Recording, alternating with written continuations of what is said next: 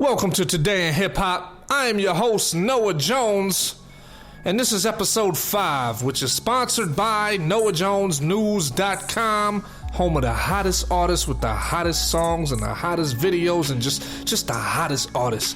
Make sure you check out NoahJonesNews.com because everybody loves free music, and right now, if you sign up to the mailing list, which is free, all you got to do is add your name to the mailing list, your email address, and you will receive my current album, Heart of a Lion, Blood of a King, for free. Everybody loves free stuff. Quality music, and it's free. Let's get into today's show. Today, we got some Jay-Z news. We got some news about Future's bodyguard. And we got some Nicki Minaj news. All right, what should we start off with? How about we start off with Nicki Minaj, since she ain't been in the in the media for a long time. It says right here, according to TMZ, Nicki Minaj and her boyfriend Kenneth Perry have filed for a marriage license in Los Angeles. Witnesses say Nicki and Kenneth were spotted at the courthouse on Monday, July 29th, and Nicki was trying to keep a low profile by wearing a baseball cap.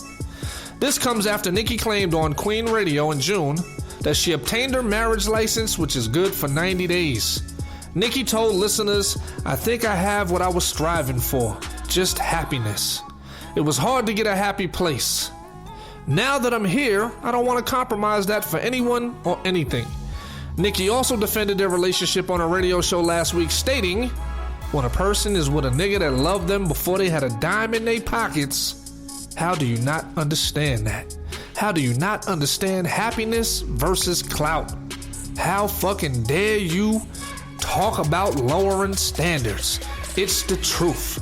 Money cannot buy me happiness and good sex." So that's what's going on with Nicki Minaj. Now here's my take on the situation. You know what this sounds like to me? This sounds like a bitter ass female. Remember, she was with Meek. Meek got locked up.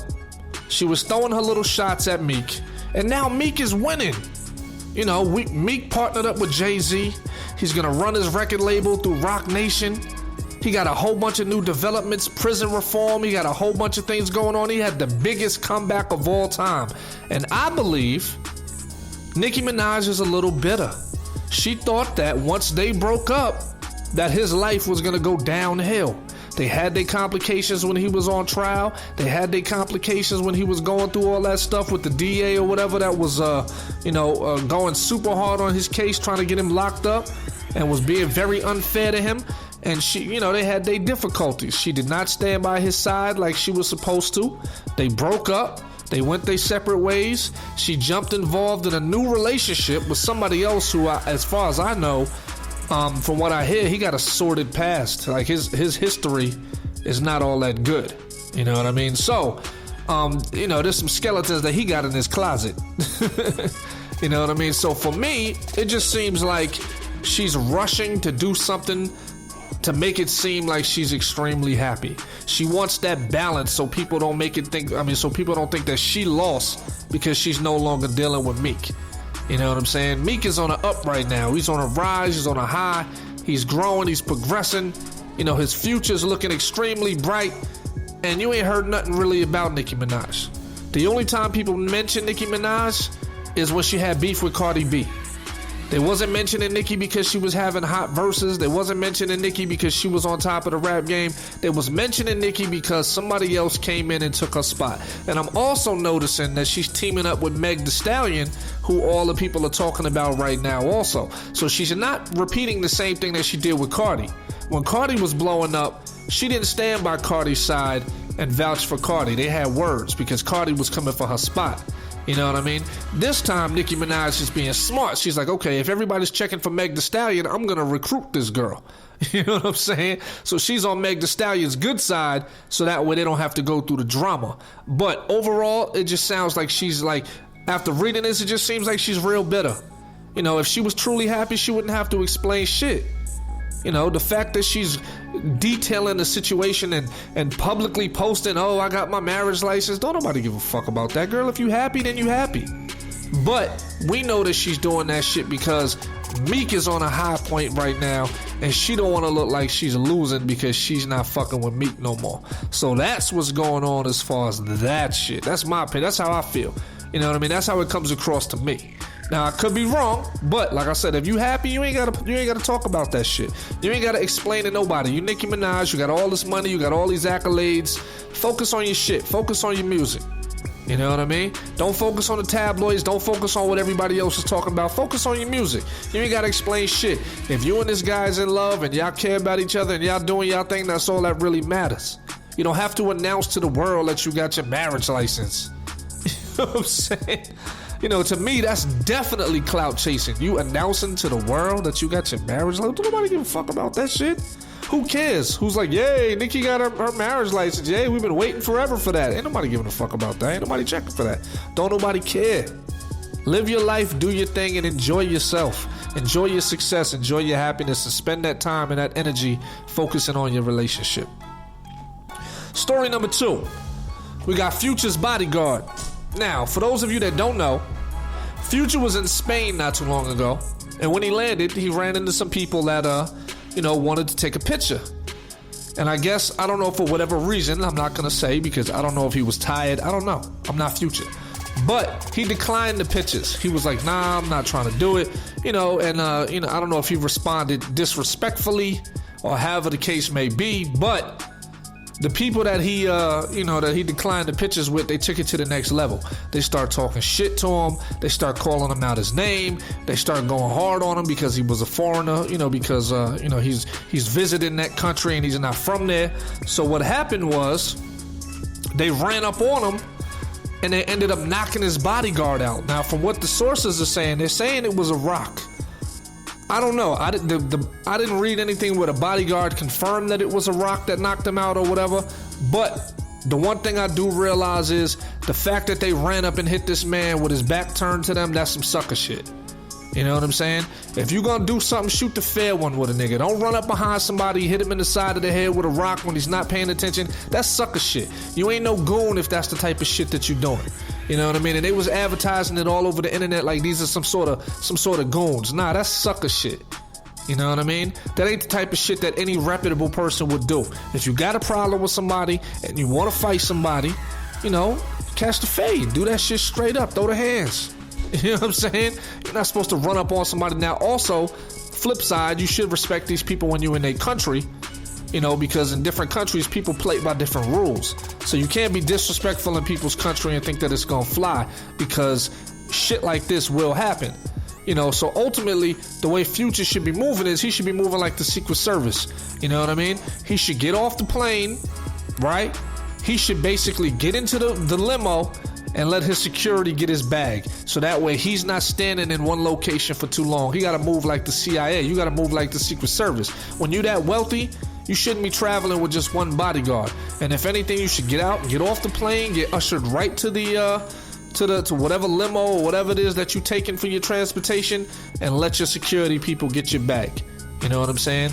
Make sure that you have the communications with him and do it that way. Because when his bodyguard got laid out, Future was quite a ways away from his bodyguard, meaning there was such a huge gap between the two of them that if they was just moving together, that shit probably wouldn't even have happened. If they would have just stuck to the script and just kept it pushing instead of entertaining these people and entertaining the conversation, then that's what happens. But here's the thing, these is fans.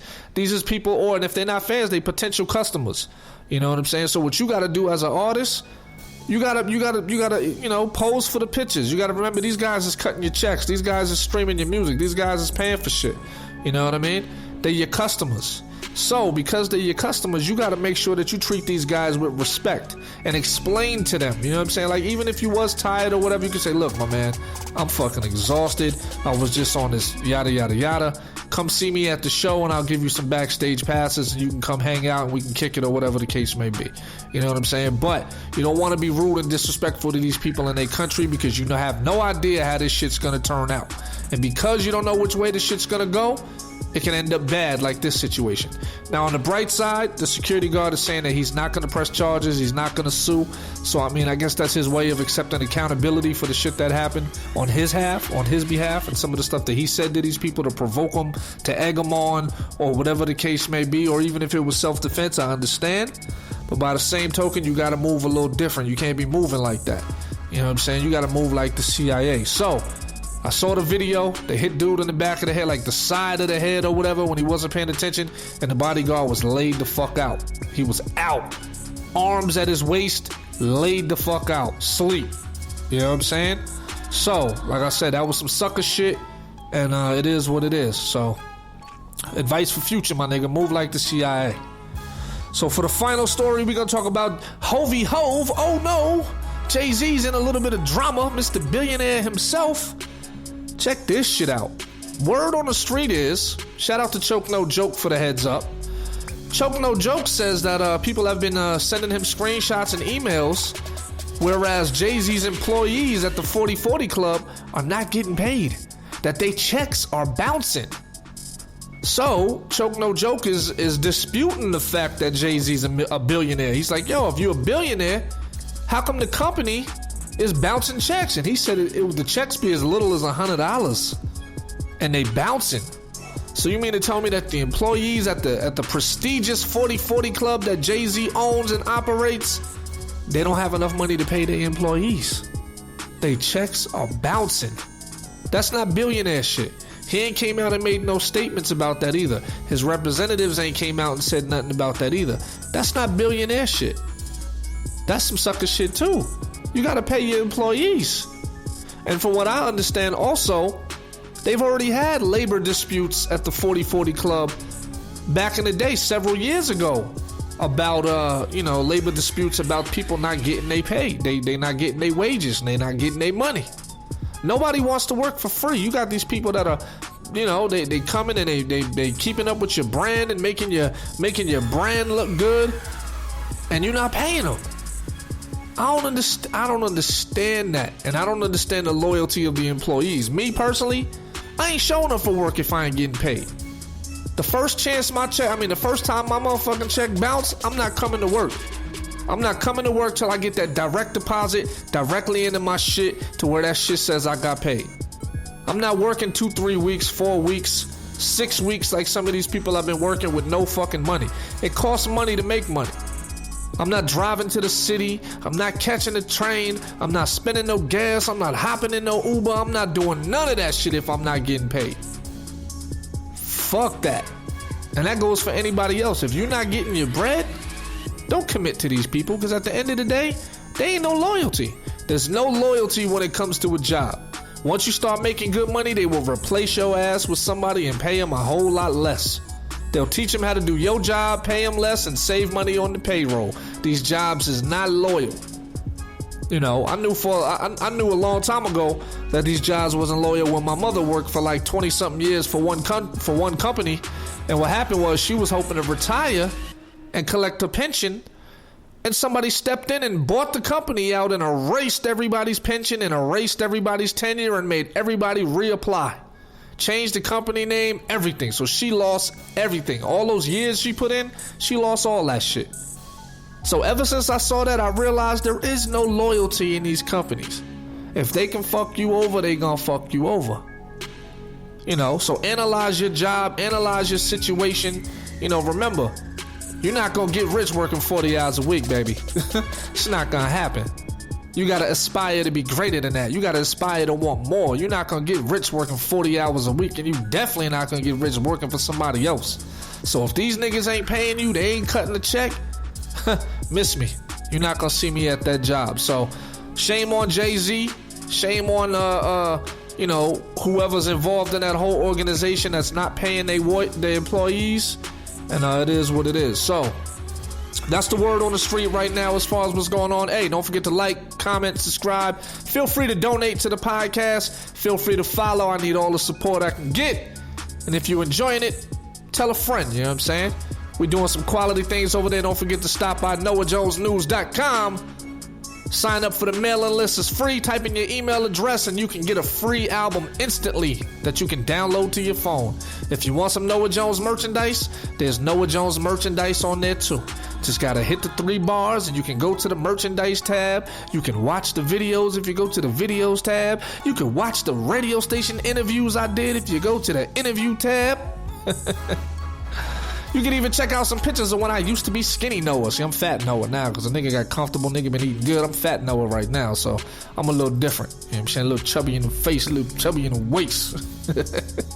All right, ladies and gentlemen, I love y'all. This has been episode 5. Today in hip hop, your boy Noah Jones. Peace.